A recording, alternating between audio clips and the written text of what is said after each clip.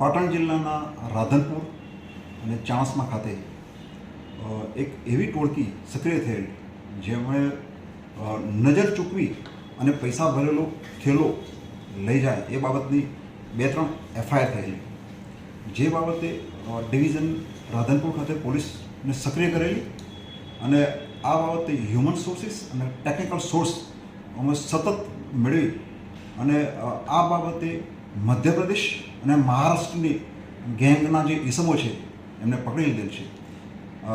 આ જે ગુનાઓ દાખલ છેલ્લા 15 દિવસમાં થયા છે એમાં પોલીસે ભારે જહેમત ઉઠાવી અને ટેકનિકલ સોર્સ મારફતે જે ચોરી કરનાર ઇસમો છે એ ચોરીના વાહનો સાથે આ ટાઉનમાં આવી અને આ રીતે નજર ચૂકવી પૈસા ભરેલી બેગો લઈ અને ઇન્ટિરિયર ગામડાઓના રસ્તે થઈ અને છત્રાલમાં જેડીસી વિસ્તારમાં એમણે જે ભાડે રાખેલી રૂમો છે ત્યાં રહેતા હતા. પોલીસે આશરે રાધનપુર, પાટણ, મહેસાણા, છત્રાલના 70 સીસીટીવી ફંફોડ્યા છે.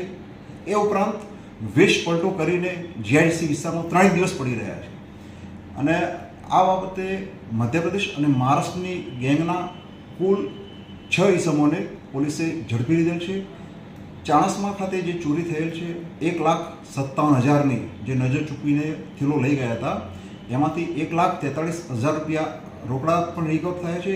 એ સાથે 2 ચોરીના મોટરસાઇકલ અને મોબાઈલો પણ રિકવર કરેલ છે.